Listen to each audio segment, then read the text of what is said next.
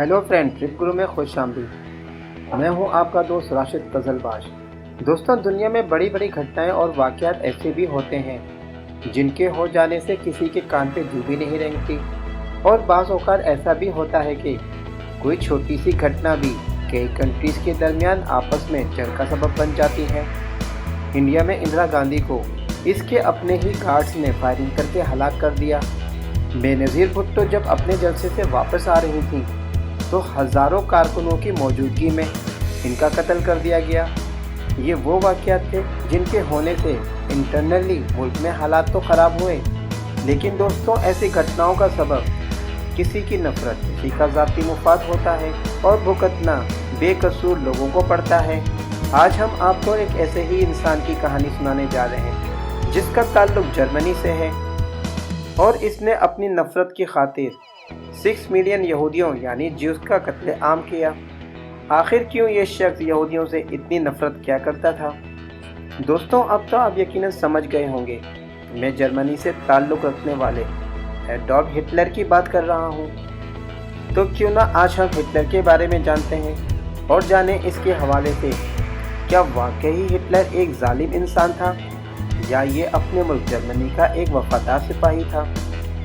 इसने ये सब कुछ नाम और दौलत कमाने के लिए किया या मुल्क की बका और सलामती के लिए किया?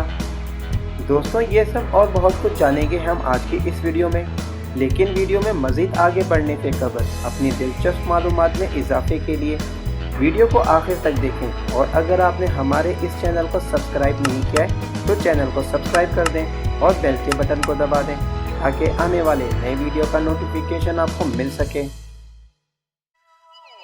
28 सितंबर 1918 पहली जंग अजीम इख्तिताम पजीर हो रही है। पेरिस से 188 किलोमीटर दूर एक मार्प्लेट नामी छोटा सा कस्बा है। यहाँ एक बरतानवी सिपाही हेनरी, जिसके सामने एक जर्मन सिपाही है। हेनरी इसे मार भी सकता है, लेकिन जब इस बरतानवी सिपाही ने जर्मन सिपाही को गैर मुसल्लह पाया तो इसने इसको जाने का इशारा कर दिया। लेकिन ये बरतानवी सिपाही ये नहीं जानता था कि इसने जिस शख्स को छोड़ा है ये एडोल्फ हिटलर है, जो फ्यूचर में वर्ल्ड वार 2 का सबब बनेगा और जिसकी इस जंग में 5 करोड़ से ज़ायद अफराद हलाक होंगे। दोस्तों, वर्ल्ड वार 1 में हिटलर महाज के दौरान फ्रांस और बेल्जियम के दरमियान कोरियर के फ़राइज़ सर अंजाम दिया करता था। जब बरतानिया ने जर्मन के ख़िलाफ़ जहरीली गैस का इस्तेमाल किया तो इसके नतीजे में हिटलर की आंखों की रोशनी चली गई, लेकिन इलाज के बाद ये रोशनी वापस आ गई और हिटलर अब फिर से सब कुछ देखने लगा। लेकिन इसकी आंखों ने हिटलर को वो सब भी दिखाया जो इससे पहले इसने नहीं देखा था।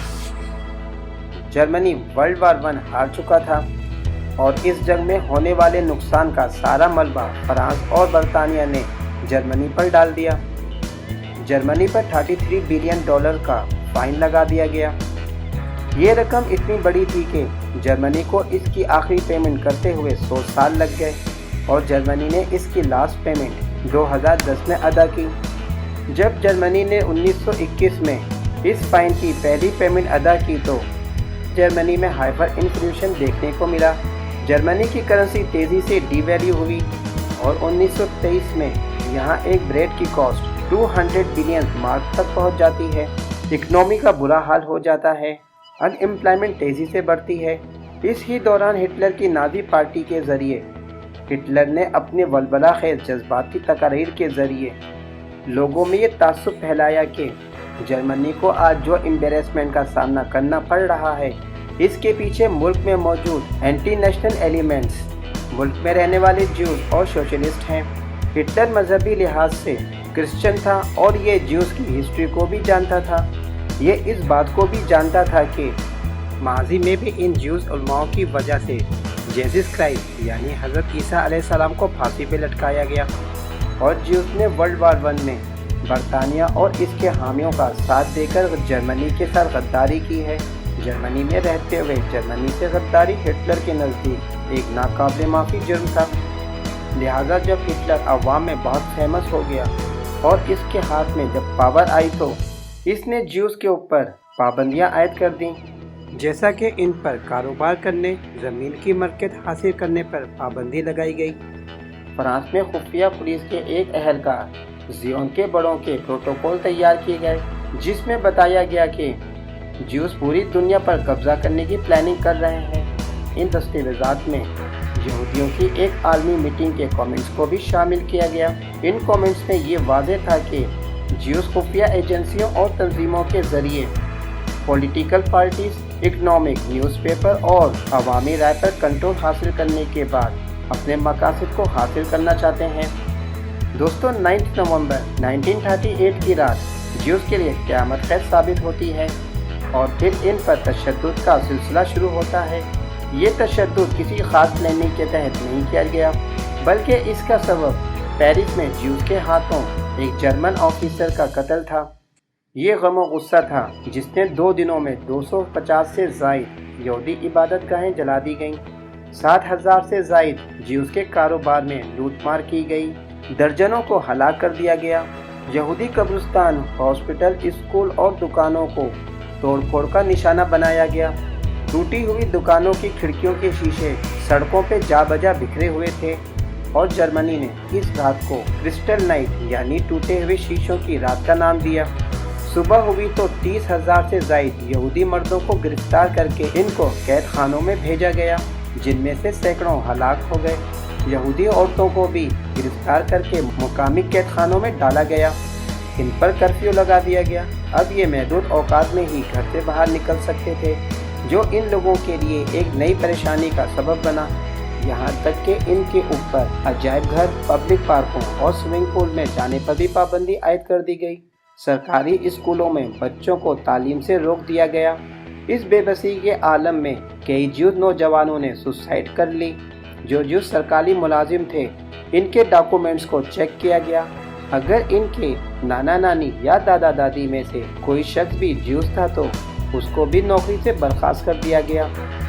ان لوگوں کو اس بات کا پابند بھی کیا گیا کہ جیوز مرد اپنے نام کے آگے اسرائیل اور جیوز خواتین اپنے نام کے آگے سارہ لگائیں گی تاکہ ان کی شناخت کرنا آسان ہو۔ دوستوں، ہٹلر نے 6 ملین جیوز کا قتل عام کیا۔ پورے مشرقی یورپ سے جیوز کو پکڑ پکڑ کے لایا گیا اور ان کو قتل کرنے کا پلان بنایا گیا۔ لیکن یہاں سوال یہ پیدا ہو گیا کہ اتنے سارے لوگوں کو اگر ایک ساتھ قتل کر دیا جائے تو ان کو دفنایا کہاں جائے گا؟ اس کا حل یہ نکالا گیا کہ ان تمام جیوز کو ایک بڑے سے ہال میں کپڑے اور بال اتار کے داخل کر دیا گیا، وہاں پہ زہریلی گیس چھوڑ کے ان کو ہلاک کیا گیا۔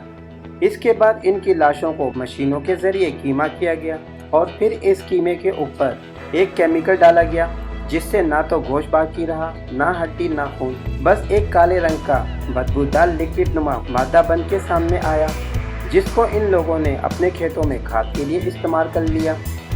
دوستوں، ہٹلر نے کہا تھا کہ میں نے 80% یہودیوں کو دنیا سے ختم کر دیا، 20% کو چھوڑ دیا تاکہ آنے والے وقت میں دنیا کو اس بات کا اندازہ ہو کہ میں نے ان کو کیوں مارا۔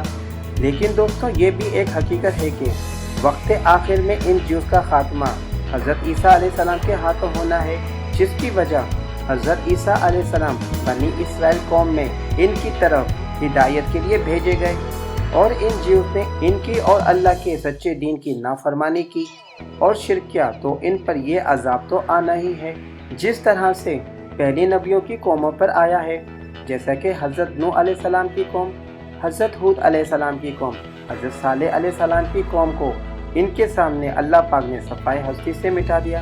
اسی طرح یہ جیوز بھی حضرت مسیح علیہ السلام کے ہاتھوں ختم ہوں گے، لیکن اس سے پہلے یہ مسلمان بھی عذاب سے گزریں گے، کیونکہ جس طرح جیوز نے اللہ کی نافرمانی کی اور مقدس کتاب کو پسے پشت ڈال کے شرک کیا، اسی طرح مسلمانوں نے بھی قرآن پاک کو اور قرآن پاک کی تعلیم کو چھوڑ کر دنیاوی دولت، عیش و آرام اور حکومتیں حاصل کرنے کے لیے ان یہود و نصارہ کے اشاروں پر ناچنا شروع کر دیا۔